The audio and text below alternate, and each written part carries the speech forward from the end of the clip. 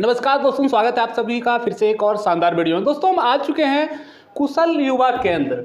ये कुशल युवा कार्यक्रम के तहत बिहार सरकार बहुत सारे कोर्सेज कराते हैं और इस वीडियो में हम वही जानने की कोशिश करेंगे कि 12th पास आउट होने के बाद आपको यहाँ पर जो कोर्सेज कराए जाएंगे वो कौन कौन से कोर्सेज हैं और उसका क्या बेनिफिट होने वाला है।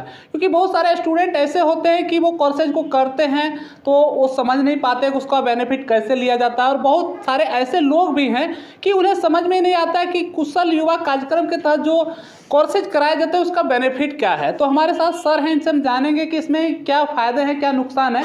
यहाँ पर आप देख सकते हैं सीधा सीधा लिखा हुआ है 12th पास स्टूडेंट को 2 वर्षों तक 1000 रुपये प्रतिमाह प्रशिक्षण के साथ साथ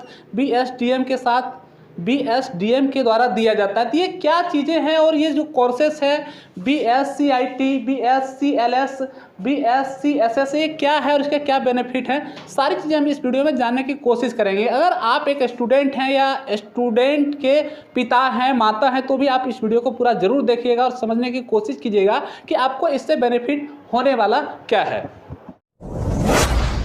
तो सर, स्वागत है आपका सबसे पहले हमारे चैनल पर। नज़र 24 हमारा चैनल है। तो सर, अपने बारे में बहुत बहुत धन्यवाद आपको, आपके चैनल को हमारी संस्था पे आने के लिए बहुत बहुत धन्यवाद। मैं इस संस्था का समन्वयक हूँ, सेंटर कोऑर्डिनेटर हूँ। और जैसा कि आपने बताया कि ये योजना बहुत ही लाभकारी है। ये बिहार सरकार की जो एक योजना है, बहुत ही लाभकारी योजना है। और बिहार सरकार जो पहली सोच रखी थी, बिहार सरकार पहली योजना जब लाई 2016 में, तो 7 निश्चय योजना के तहत लाई थी।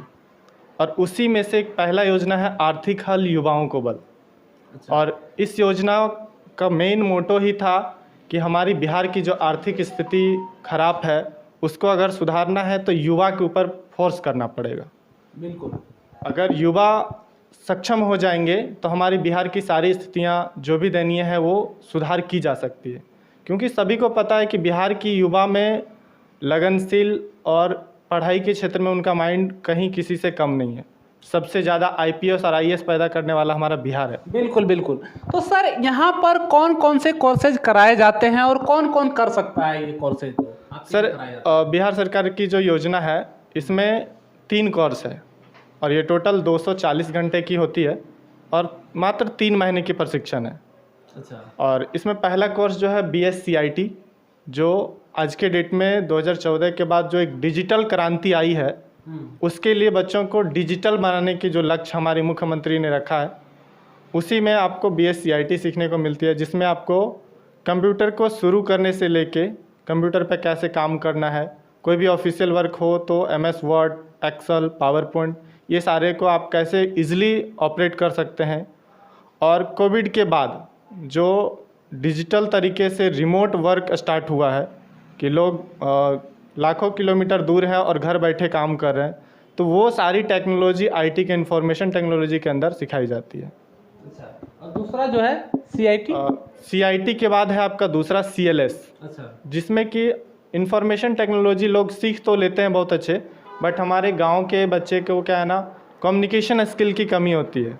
बोल चाल की जो भाषा होती है उनको ये नहीं पता होता है कि हम कहाँ पे जाएं तो कैसे बात करें, हिंदी में बात करना या इंग्लिश में बात करना। तो वो सारी चीज़ें CLS के अंदर सिखाई जाती है कि हमको भाषा कौशल पे अपने आप को कैसे पकड़ बनाना है, किसी के साथ कैसे हम इंटरेक्ट होके, हमारा फेशियल इंप्रेशन क्या होना चाहिए, अगर हमारे से कभी गलती हो जाए तो हम किसी को सॉरी बोल रहे हैं तो हमारे फेशियल पे इंप्रेशन क्या दिखना चाहिए, अगर हम किसी को थैंक यू बोल रहे हैं तो हमारे चेहरे के फेशियल इंप्रेशन क्या होना चाहिए, हमारी बॉडी लैंग्वेज क्या होनी चाहिए। ये सारी चीज़ लैंग्वेज स्किल के अंदर सिखाई जाती है। तीसरा जो हमारा कोर्स है सबसे इम्पॉर्टेंट से आज के डेट में, सॉफ्ट स्किल, कि डिजिटल तो लोग बनते जा रहे हैं लेकिन समाज से दूर होते जा रहे हैं, उनको सामाजिक और व्यवहारिक ज्ञान की कमी होती जा रही है। तो उस कोर्स के अंतर्गत आपको व्यवहारिक कौशल सिखाई जाती है, उसका नाम ही है व्यवहार कौशल। आप अगर कभी सारी चीज़ पढ़ाई कर लेते हैं तो इंटरव्यू में जाना होता है, इंटरव्यू में उनको ये नहीं पता होता कि हमारे ड्रेस के स्टाइल क्या होनी चाहिए, हम इंटरव्यूअर के सामने जाते हैं तो हमारी बॉडी लैंग्वेज क्या होनी चाहिए, कॉन्फिडेंस क्या होनी चाहिए, टाइमिंग मैनेजमेंट क्या होनी चाहिए। तो ये सारी चीज़ें सॉफ्ट स्किल के अंदर सिखाई जाती है। और इस तीनों कोर्स को मात्र 3 महीने के अंदर इतने अच्छे से शेड्यूल किया गया है, बिहार सरकार ने शेड्यूल करवाई है, जो इनका ट्रेनिंग पार्टनर है MKCL के साथ। इतने अच्छे से किया गया है कि बच्चे को लगता नहीं है कि हम हंसते खेलते 3 महीने का ट्रेनिंग आसानी से पार कर सकते हैं वो। तो सर इसमें बच्चों को ये कोर्सेज करने के लिए कितने पैसे खर्चे करने पड़ते हैं? सर ये बिल्कुल फ्री है, ये बिहार सरकार की योजना है और ये बिल्कुल फ्री है। लेकिन बच्चे को और संस्था को हित में देखते हुए बिहार सरकार ने इसमें थोड़ा सा इंस्ट्रक्शन लगाई है कि बच्चे को जब तक वो कोर्स करेंगे 1000 सिक्योरिटी मनी के रूप में उनको जमा करना होता है, जो कि 3 महीने के प्रशिक्षण प्राप्त करने के बाद उनके खाते पे वापस कर दिया जाता है।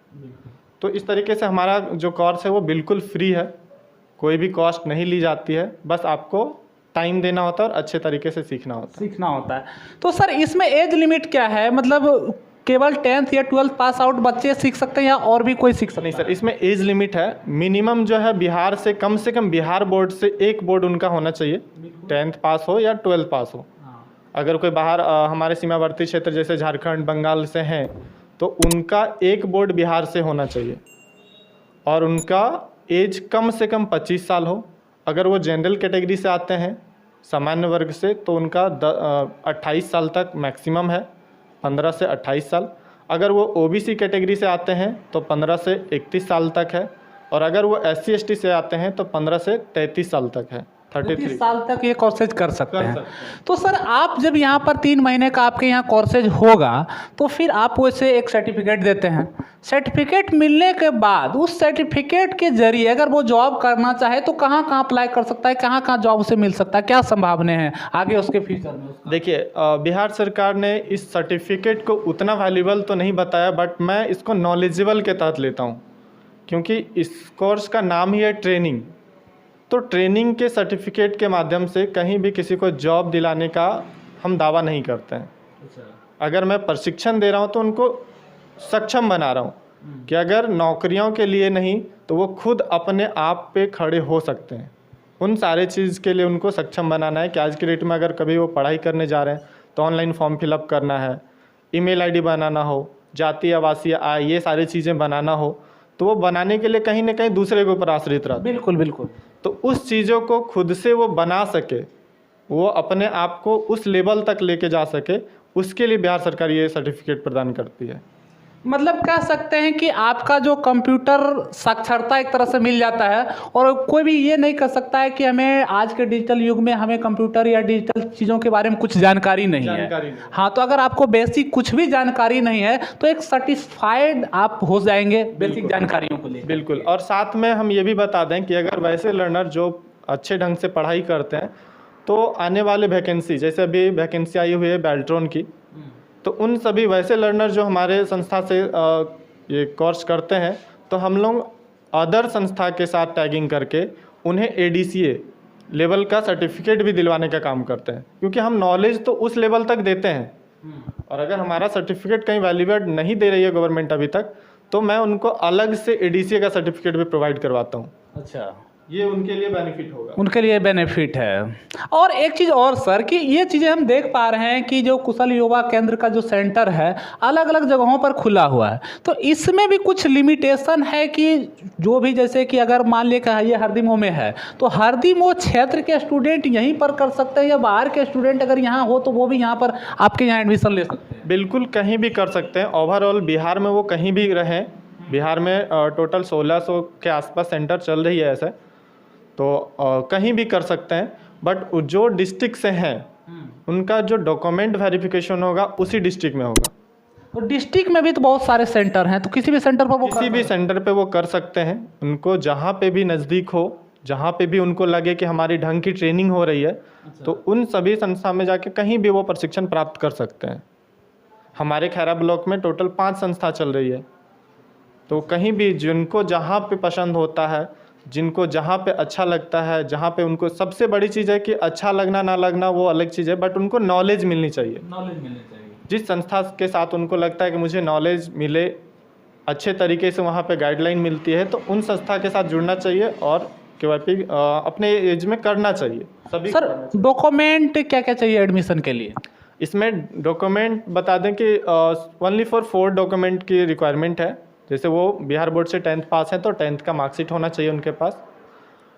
उनके पास आधार कार्ड आइडेंटिटी होना चाहिए और आवासीय जो कि बिहार के हैं तो बिहार का आवासीय होना चाहिए, और बैंक खाता होना चाहिए। अच्छा, बैंक खाता जरूर। जी, क्योंकि जो उनकी सुरक्षा राशि 1000 रुपये ली जाती है वो खाता के माध्यम से, अकाउंट के माध्यम से ही उनको रिफ़ंड की जाती है।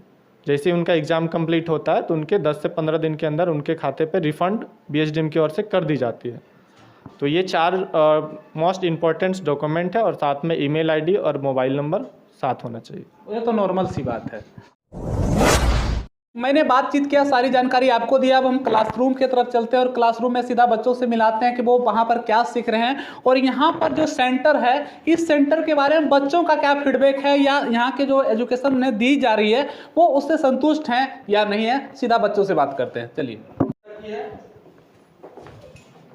और ये कितने प्रकार के होते हैं? 2 प्रकार। कंप्यूटर को शुरू करने की प्रक्रिया को बूटिंग कहते हैं।